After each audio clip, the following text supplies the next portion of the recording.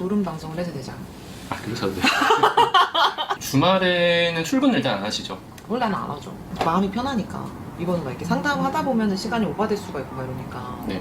이게 딱 있으면 되게 많이 불안하더라고요. 우리가 프랜차이즈 이제 사업을 하다 보면은 가맹 본사의 입장에서는 좀 안 알려주고 싶은 것들. 그러니까 이게 안 알려주고 싶다는 것은 가맹점에는 좀 불리하고 이걸 알게 되면은 가맹점에서 공격을 해온다거나 가맹점의 권리가 될 수 있는 부분인데 안 알려주면 모르는 것들, 이런 것들 있지 않습니까? 그렇죠. 그럼 변호사님께서는 이제 이야기를 하시다 보면 그런 것들 중에서 본사가 가장 걱정해야 하는 거 어떤 게 있어요? 점주가 가장 걱정해야 되는 거? 그러니까 가맹 본부가 잘 안 알려주기 때문에 점주가 모르고 넘어가는 본인들의 권리? 근데 그런 부분들을 이제 예방하기 위해서 있는 게 우리가 지금 공정위에 정보공개서라는 게 있잖아요. 네네. 근데 거기를 보면은 본사의 재무 상황, 그래서 3년간에 본사가 어떤 식의 수익을 창출하고 있는지를 볼 수 있거든요. 네. 근데 그 전 것들도 사실 지금 다 보실 수는 있어요. 네. 근데 최소 3년 정도를 보면은 뭐 예를 들어서 땡땡 커피 같은 경우에는 해가 가면 갈수록 손실이 누적이 되는 거죠. 수십억, 수백억. 그럴 수 있죠. 네. 그럼 사실 당장 회사가 망해도 이상하지 않잖아요. 카페베네가 재무 상태가 굉장히 안 좋은 것 같던데.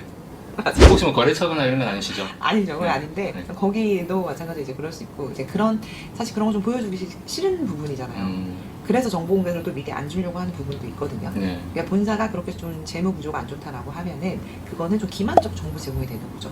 이거를 봤으면 계약을 하지 않았을 거다라는 인과관계가 인정이 될 수가 있잖아요. 네네. 근데 이거를 일부러 고의적으로 숨겼다. 이걸 봤으면은 계약을 안 했을 거다. 아니면 적어도 동일한 조건으로 안 했을 거다라는 인과관계가 인정이 되면은 이게 계약을 해지하고 손해배상을 구할 수 있는 부분이 되기도 하거든요. 정보 공개서를 제공을 안 했을 때. 정보공개서를 단순히 제공하지 않았다라는 것만으로 문제가 되는 게 아니라 네. 그 정보공개서에 기재가 되어 있는 주요한 내용들이 있잖아요. 네. 지금처럼 뭐 재무 상황이라든가 네. 그리고 뭐 가맹점의 개수 이런 부분들 네. 그리고 면적당 매출 그리고 운영하는 기간 동안에 부담하게 될 가맹 사업자들의 부담 또 초기에 들어가는 비용 이런 것들이 네. 딱 서면을 받아봤으면 이걸 가지고 아 이런 서류가 있구나라는 걸 점주들이 알면 네. 공정거래 여행 사이트에 들어가서 비슷한 동종 혹은 동일한 업종의 본사의 정보공개서를 비교해 볼 수 있거든요. 네. 그래서 가맹점이 100개예요. 근데 처음에 들어가는 초기 비용이 1억이에요. 여기는 가맹점이 이제 3개인데 초기 들어가는 비용이 2억이에요. 네. 그럼 당연히 여기를 할 거 아니에요. 저렴하니까. 인지도, 프랜차이즈라는 게 사실상 인지도에 대한 부분들도 있고 이 가맹점이 많으면 물류를 좀 더 싸게 가져와서 이제 공급을 할 수 있는 부분들 때문에 프랜차이즈를 선호한다라고 보면 네. 이렇게 가맹점 수가 적은 데를 선택하실 이유는 없잖아요. 음. 게다가 더 브랜드 가치가 큰 그런 곳들이 초기 비용이 더 저렴하다라고 하면은 사실 할 이유가 없는 거죠. 그렇겠죠. 그럼 정보 공개서는 문서로 주기도 하고 메일로도 줄 수 있는 거죠? 근데 메일로도 주실 수 있는데 네. 다만 그 수령 일시나 이런 것들을 확인할 수 있는 메일이셔야 되니까 구글 같은 것은 안 되고 뭐 네이버 메일은 가능하죠. 읽은 날짜나 이런 게 시간이 표시가 됩니다. 만약에 메일로 보냈는데 점주 입장에서는 내가 받은 적이 없다, 열었지만 읽어본 적은 없다, 이런 거는 그거는 이제 의미 없는 주장이죠. 일단 본 걸로 그걸로 보는 거죠. 보는 거네요. 정보 공개서는 이제 제공을 했는데 네. 가맹점 개수라든지 매출의 추이, 뭐 3년간의 매출의 추이 이런 건 짚어드릴 필요는 없나요? 뭐 예를 들면 저희가 이렇습니다라는 걸 얘기할 필요는 없고 제공을 하면 의무는 끝나는 건가요? 원칙적으로는 그렇죠. 이제 정보공개서 제공 의무 자체는 네. 그냥 계약 체결 또는 가맹금을 받기 14일 전에만 사실 주면 돼요. 네. 그럼 예를 들어서 내가 정보공개서 1월 1일에 줬다. 라고 하면 그냥 플러스 15일 한 달에 계약을 체결하시거나 아니면 가맹금을 받으시면 되는 거거든요. 네. 근데 그 형식적으로 정보공개서 제공 의무를 이행했다라는 것과 이게 허위 과장이라든가 기만적 정보 제공이 된다라는 건 또 다른 유형이거든요. 네. 그러니까 정보공개서에 있는 제공은 했지만 여기 있는 내용들하고 전혀 다른 내용들로 내가 설명을 했어요. 네. 그래서 틀린 정보를 제공을 하면 문제가 그렇죠. 당연히 이제 될 그런 테고. 것들에 대해서는 또 이제 문제가 되는 거죠. 음. 그리고 이 정보공개서에 대해서 기본적으로 당연히 보셔야 되지만 네. 여기에 있는 내용을 공정거래위원회에서 이게 진짜야 아니야 라는 걸 판단을 하고 등록을 시켜주는 건 아니에요. 다만 여기에 있는 내용이 나중에 소송 중에 네. 뭐 자산이라든가 부채라든가 가맹점 개수라든가 면적당 이 매출이라든가 이 산출 근거를 확인을 했는데 허위예요. 그러면은 여기 기재된 거 자체가 허위잖아요. 네네. 그럼 나중 가맹점을 모집하지 못하도록 정보공개사 등록을 취소해버린다든가 이거 자체로 이제 허위 과장 정보 제공을 했다라는 거에 대한 증거로 쓰기 위한 내용인 것 뿐이지 여기 기재되어 있는 게 공정위가 다 내용을 심사해서 아 여기는 가맹점들의 뭐 매출이 이렇구나 그건 아니에요. 아, 그럼 공정위는 이거에 대해서 검토하지 않고 제출만 하면 올려주는 거예요? 원칙적으로 형식적 심사권만 있다라고 하거든요. 그런 것들이 내용에 대해서 판단하는 건 아니에요. 그러니까 심사가 있긴 하지만 아주 까다롭지 않나 보네요. 여기에 있는 숫자의 진위를 판단하진 않는다는 뜻이에요. 그리고 나중에 문제가 되었고 그 문제를 파악하는 내용 중에서 사실이 아닌 게 있다. 그러면은 정보공개서 자체가 취소가 될 수가 있고. 네, 공정위에서는 이제 그런 행정처분을 할 수 있죠. 등록 취소. 그리고 가맹점 간의 영업권 있잖아요. 네. 그 거리 제한 이런 것들이 조금 애매하게 얘기되는 경우들이 있던데 그게 또 뭐 업종에 따라서 거리가 뭐 몇백 미터에서 또 좀 다양해지더라고요. 근데 이제 공정위에서 이제 어떤 권고를 하는 부분들이 있지만 네. 영업 지역이다라는 거는 사실 영업 활동의 범위와 같은 말은 아니에요. 영업 활동 범위라고 하면은 배달도 그 지역에서만 해야 되잖아요. 네. 그거는 아니에요. 우리 본사와 점주는 각각 독립된 사업자고 네. 마찬가지로 A라는 점주, B라는 점주 둘 다 독립된 사업자예요. 네. 얼마든지 자기들끼리 경쟁을 하면서 저기 배달의 깃발을 꼽으면서 네. 활동을 할 수도 있는 거예요. 네네. 다만 영업지역은 최소 여기 안에서는 신규 가맹점을 출점하거나 네. 직영점 설치를 하지 말라는 거예요. 전 근데 점포의 위치가 중요한 거지. 점포의 물리적을 위치만 얘기를 하고 있는 거예요. 네. 근데 여기에다가 해서 여기 딱 그 영업지역 딱 여기 바로 앞에다가 했다. 네. 그럼 사실상 교차점이 생길 거 아니에요. 영업하는 그렇죠. 범위들에 네네네. 대해서. 그런 것들이 사실상 영업지역의 침해가 아니냐라는 부분들은 사실 점주들이 호소하는 부분들이긴 하죠. 근데 법에는 없어요. 그러니까 원칙적으로는 네. 서울에서 부산으로 배달도 해도 되는 거잖아요. 되죠. 그렇죠. 네.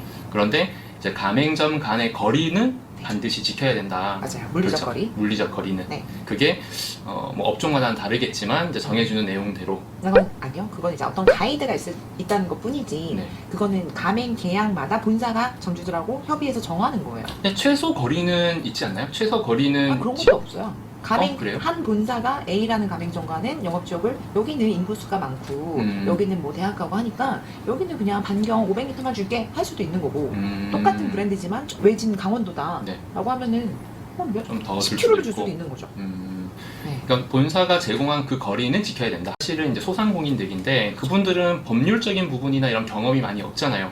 그러니까 그분들이 몰라서 손해보는 가맹 사업법 이런 거 없어요? 일단은 인테리어를 너무 문댕이를 맞았다 음. 라고 하시는 경우들도 굉장히 많고 그렇죠. 그리고 물류 마진이 너무 폭리를 취한다 라는 부분도 사실 굉장히 많고 네. 이것도 뭐 비슷한 문제긴 하지만 이 정도 될 거다라고 이제 예상했던 매출의 절반도 나오지가 않는다 라고 하는 부분들도 있고 부당하게 갱신을 거절한다는 내용 또는 뭐 계약 해지 절차를 거치지 않고 뭐 계약을 해지해버리고 상품 공급을 중단해버리고 네. 이제 자기 말을 안 듣는 점주들에 대해서 그래서 어쩔 수 없이 내가 사입을 했더니 위약금 위약벌 청구 소송을 한다 뭐 이런 경우들도 있고 부당하게 가맹 계약을 안 해주는 것도 문제가 될 수가 있는데요. 계약 기간이라는 게 사실 내가 가맹점을 내면서 개인적인 여건에 따라서 예를 들어 내가 너무 아프다든지 이민을 간다든지 또는 장사가 너무 안 돼서 계약 기간 내에 나 그냥 폐업을 하겠다는 경우들도 가끔씩 생길 수 있잖아요. 있죠. 근데 그게 계약서 상에서 뭐 어떤 위약벌로 들어갈 수가 있는 건가요? 그러니까 그 기간 내에 만약에 폐업을 하면 본사에 벌금을 내어라.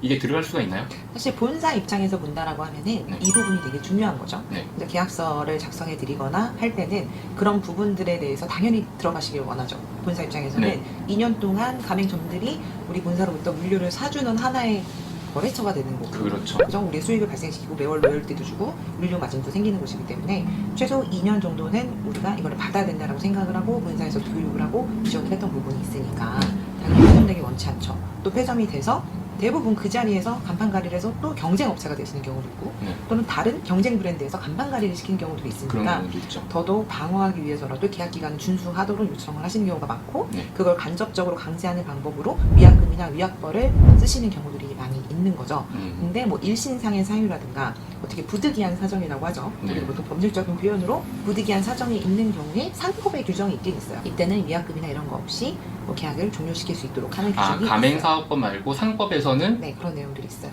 위약발 내지 않고 폐업을 할 수가 있는. 네, 그럼 약간 법적인 다툼이 생길 수 있는 부분이겠네요. 가맹사업법은 네. 점주를 위한 거기 때문에 네. 그런 내용을 뭐 위약벌이나 이런 것들 부과할 수 있다 이런 거는 당연히 없고요. 오히려 과도하게 많은 위약금이나 이런 것들을 불공정 거래 행위로 규정을 하고 있어요.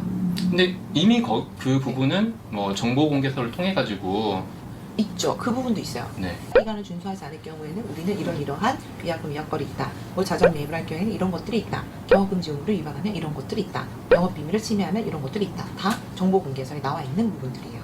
그래서 정보 공개서를 꼭 보셔라. 이렇게 모든 중요한 정보들이 다 들어가 있으니까 이게 페이지가 많아져. 네. 사실 꼼꼼히 보시기가 어려운데 그래서 성공하는 창업을 하시려면은 내가 희망하는 그런 업종의 최소한 3개 이상의 내용의 정보 공개서를 받아보셔야 되고 네. 이게 각 본사한테 연락해서 받아보는 게 어렵다라고 하면 적어도 공정위에 게시가 되어 있는 것만이라도 보셔야 돼요. 공정위에 게시가 되어 있는 건 영업비밀이나 거래처나 이런 것들은 다 블라인드 돼 있잖아요. 그래도 그런 것들이라도 보셔야 돼요. 성윤 가맹거래사님께서는 실제로는 또 변호사이시기도 하시잖아요. 네. 가맹거래에 관련된 이야기를 상담을 하시다가 네. 바로 어떤 소송으로 들어간다든지 이런 경우들도 있으시겠어요? 일단 저한테 오신 거는 소송하려고 오시는 분이에요.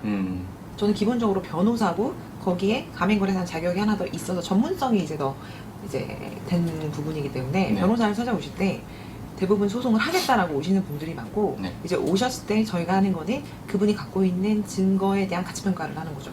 이분이 이런 것들을 이 증거로 이 주장을 충분히 뒷받침할 수 있는 증거가 있냐, 네. 그래서 이길 수 있냐, 이 부분은 사실 법리랑은 또 전혀 다른 부분이거든요. 그러면 성 변호사님께서는 이제 의뢰하시는 분들이 프랜차이저가 많으세요? 프랜차이지가 더 많으세요? 이거를 제가 가맹거래사들 실무 수습할 때 되게 네. 질문을 많이 받았어요. 네. 야, 어느 쪽이 맞냐? 그럼 사실 저는 세보진 않잖아요. 네. 그래서 그거는 사실 알기 어려워요. 근데 프랜차이저는 본사니까 네. 아무래도 가맹 점주들이 숫자적으로는 훨씬 많을 거잖아요. 뭐 100개 점, 200개 점 있으면 이제 어떻게 보면 의뢰인은 고객일 텐데 네. 고객은 가맹점이 더 많으실 것 같긴 하네요. 글쎄요. 꼭 그렇지도 않아요. 그렇진 않아요. 왜냐면 누군가가 걸어오면 또 방어하셔야 되잖아요. 네. 본사 입장에서 어쩔 수 없이 변호사를 찾아야 되잖아요. 그리고 어떤 경우는 점주 측에서 제가 거절해서 보냈는데 다른 데 가셔가지고 또 소송 거셔가지고 제 본사 측에서 또 찾아오신 거예요. 네.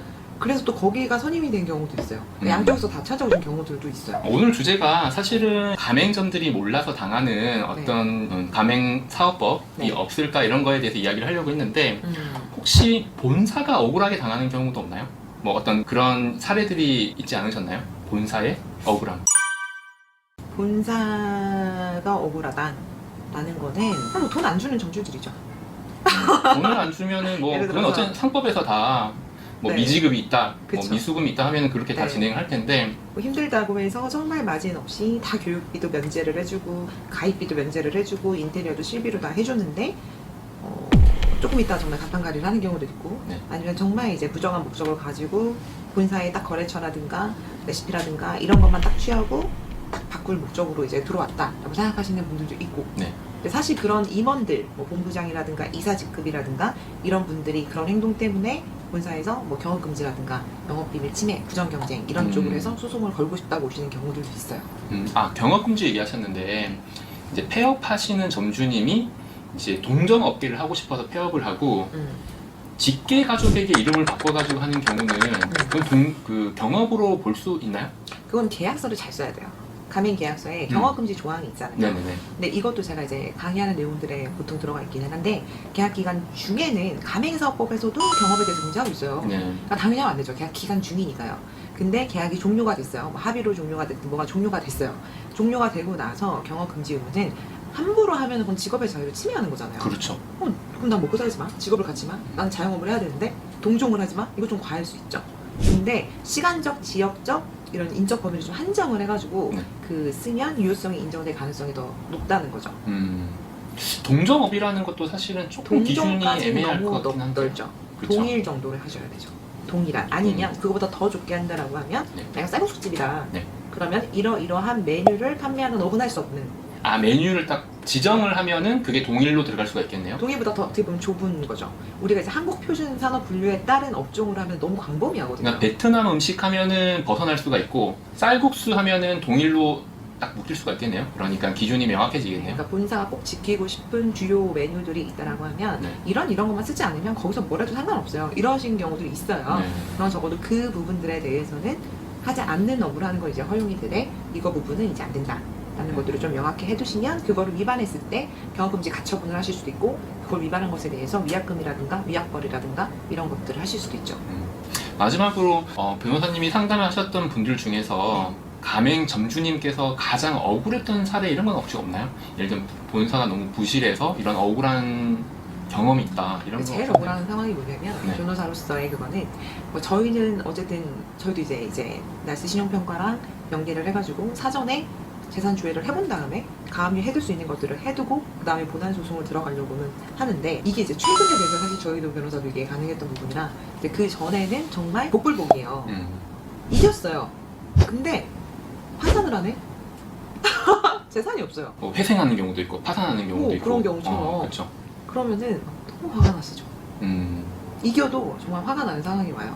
파산이 되면은 결국은 못 받는다고 봐야 되는 건가요? 아니면 현실적으로 이제 네. 파산은 거의 이제 끝났다고 보셔야 되는 거고 네. 회생은 정말 막 한 5년 동안 찌끔찌끔 이제 갖는 거죠. 있는 회사이긴 했는데 네. 어쨌든 채권자 입장에서는 너무 화나는 입장이에요. 그죠? 그렇죠. 이거를- 그쪽 사정은 잘 모르는 거니까. 이거를 이렇게 나눠서 갚아야 된다고? 어느 세월에 뭐 이렇게 생각하실 수도 있고 뭐 소송이 진짜 차라리 시작할 때 그랬으면 괜찮은데 아 소송 다 끝나서 1년을 기다려서 소송을 힘들게 끝냈는데 이렇게 되면은 되게 허망하신 거죠. 네. 그런 경우도 있어요.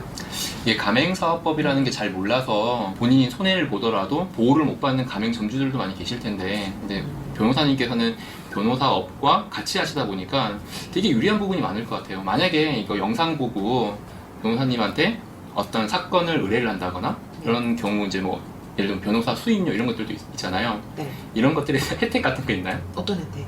뭐 예를 들면 이런 것까지는 안 하지만은 이 영상을 보고 변호사님께 어떤 사건 의뢰를 한다 그러면은 금액적인 혜택을 좀 주신다든지 그런 거 있나요?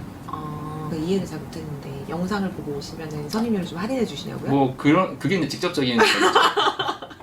뭐 그래요? 근데 그 기준은 알 수는 없지만 이게 어떤 왜냐면 사건인지 알 수가 없지. 선임료를 정확하게 딱 해서 말씀드릴 수는 없지만 네. 그냥 민사 사건 같은 경우에는 상대방한테 청구해서 받을 수 있는 변호사 보수가 대법원 규칙에 정해져 있어요. 음, 근데 그 딱 상한만 정해져 있거든요. 근데 우리는 그 금액이 정말 최소라고 생각을 해서 변호사협회에서는 너무 늘려라 막 이런 지금 상황이거든요. 그렇겠죠. 그러니까 너무 이렇게 오랫동안 이제 그대로 거의 많이 변하지 않으니까 그래서 이 선임료도 10년 전이나 지금이나 선임료가 거의 비슷하다 지금 선배들도 그렇게 얘기를 하거든요. 근데 선임료도 퍼센테이지로 하는 건가요? 그러니까 착수금이라는 게 있고 성공보수라는 게 있어요. 음. 이제 변호사 민사 사건 같은 경우에는 네. 형사 같은 경우에는 이제 성공보수라는 개념으로 이제 받을 수는 없는 거고. 네. 근데 어쨌든 착수금 민사 사건을 지금 기준으로 한다라고 하면 속가를 기준으로 하는 건데 1억이면은 예를 들어서 한 6, 700 정도가 나올 거예요.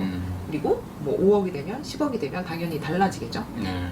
근데 그런 부분들을 기준으로 해서 뭐 하나의 기준을 잡는 거고 착수금의 기준을 잡는 거고 이기면 어쨌든 이 정도야 상대방한테 회수해서 받을 수 있는 금액이니까 이제 그 정도는 하는 거고 또 반대로 착수금이 좀 낮게 해야 돼 성공보수를 좀 많이 주시고 싶다라고 하시는 분들도 있고 착수금을 높이되 성공보수를 좀 낮춰줬으면 좋겠다라고 하시는 분들도 당연히 있고 이게 당사자 수, 사건의 난이도, 증거의 양, 뭐 정말 다양한 변수들이 있기 때문에 또 관할 법원 중앙은 5분이면 걸어갈 수 있지만 네. 그래서 페이 차원 가야 된다라고 하면은 변호사들 시간당 페이를 계산을 한다라고 하면 좀 해줄 수도 있고 선임이 어려운 경우들도 생길 수 있고 혹시 짐작할 수 있게 시간당 페이를 알 수가 있나요? 시간당 페이는 그거는 사무실마다도 또 그 변호사들마다도 다를 거예요. 기준이 있는 건 아니네요. 그저 기준이 있지. 기준은 다 변호사님이 네, 다 자기가 정하는 거죠? 그렇죠. 알겠습니다.